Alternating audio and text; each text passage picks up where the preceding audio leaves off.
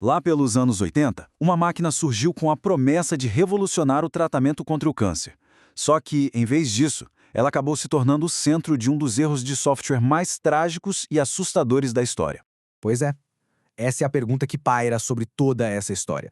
E a resposta, como a gente vai ver, envolve uma mistura de inovação, negligência e uma falha de software, uma falha tão sutil, mas tão sutil, que se tornou absolutamente mortal.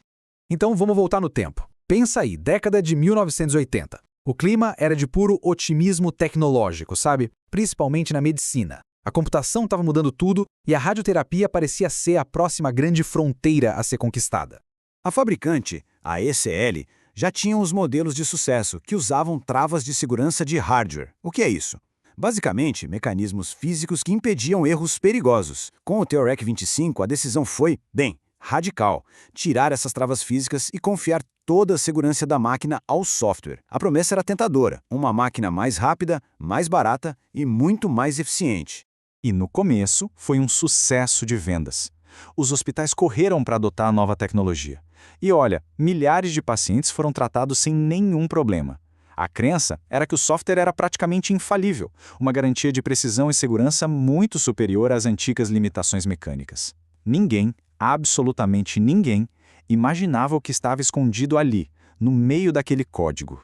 Só que essa euforia toda com a tecnologia não durou muito. A transição da promessa para a tragédia começou no dia 3 de junho de 1985, em um centro de tratamento na Geórgia, nos Estados Unidos. Catherine Brower, uma senhora de 61 anos, estava na sua sessão final de radioterapia. De repente, ela sentiu uma dor terrível que ela descreveu como um choque elétrico muito forte. Ela gritou para o operador que a máquina tinha queimado ela. A equipe do hospital, coitada, confiando totalmente na máquina, simplesmente ignorou a queixa. Para eles, aquilo era impossível de acontecer. Esse gráfico aqui ajuda a gente a entender o tamanho do horror. A dose que a Catherine deveria receber era de 200 rads. As investigações depois estimaram que ela recebeu algo em torno de 20.000 rads. São 100 vezes a dose certa. E para colocar em perspectiva, isso é 20 vezes a dose que já é considerada letal. Ela faleceu algumas semanas depois por causa dessa overdose massiva de radiação. E quando o hospital entrou em contato com a AE, a resposta foi de negação total. A empresa bateu o pé, insistiu que a máquina tinha sistemas de segurança à prova de falhas e que um acidente desse simplesmente não podia acontecer. Era a palavra deles contra a evidência de uma catástrofe. O caso da Catherine, infelizmente, não foi um caso isolado. Logo, um padrão terrível começou a surgir e todos os casos estavam conectados por uma mensagem de erro bem enigmática que aparecia na tela dos operadores. De um hospital para o outro, a história se repetia.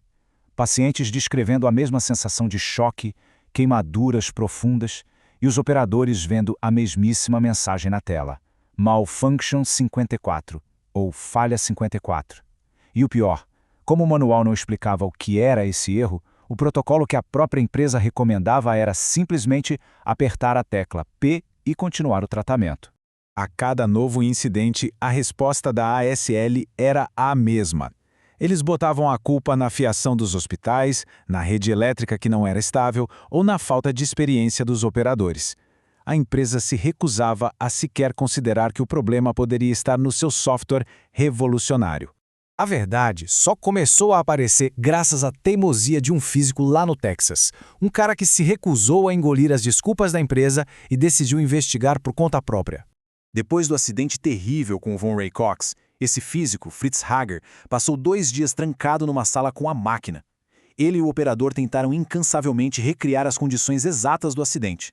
Testaram cada sequência de comandos de novo, até que, finalmente, eles conseguiram reproduzir o erro fatal, o Malfunction 54. E o que o Hager descobriu foi um bug clássico de software, que a gente chama de condição de corrida. Basicamente era o seguinte: a máquina precisava de 8 segundos para ajustar os componentes físicos dela. Se um operador experiente corrigisse um comando muito rápido dentro dessa janela de 8 segundos, o software ficava confuso. A tela mostrava que estava tudo certo, no modo de baixa potência, mas a máquina ainda estava configurada para o modo de alta potência. E aí, ela disparava uma dose de radiação simplesmente catastrófica. Ok, com a causa do Malfunction 54 finalmente descoberta, parecia que o pesadelo tinha acabado, né? Mas a investigação que se seguiu revelou que o buraco era muito, mas muito mais embaixo. A primeira reação da EACL à descoberta do Hager foi chocante, para dizer o mínimo. Em vez de corrigir o software, eles sugeriram uma gambiarra de hardware. A agência reguladora dos Estados Unidos, a FDA, achou a resposta tão absurda que interveio, forçou uma desativação completa de todas as máquinas e exigiu um plano de ação sério, que incluía, olha só, a volta das travas de segurança de hardware.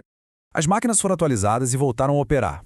E então, o impensável aconteceu de novo. Um paciente chamado Glenn Dodd, em Washington, morreu depois de receber uma overdose de radiação de uma máquina que, em tese, já era segura.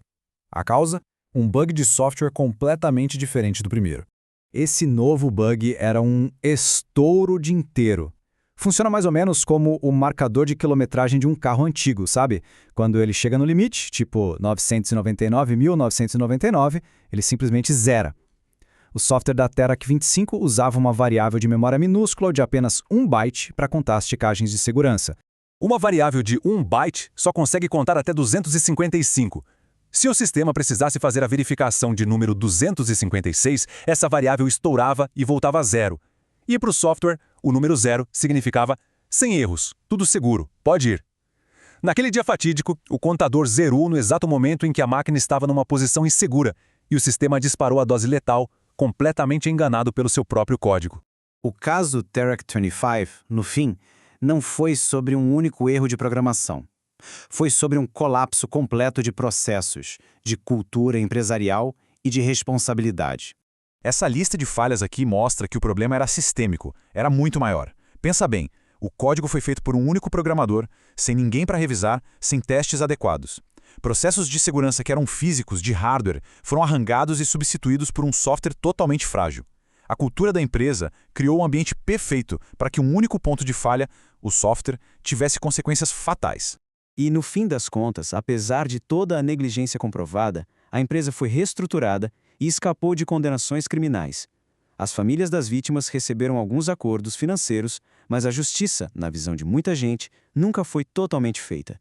E isso nos leva à lição final e mais poderosa de todas, que está resumida nessa frase.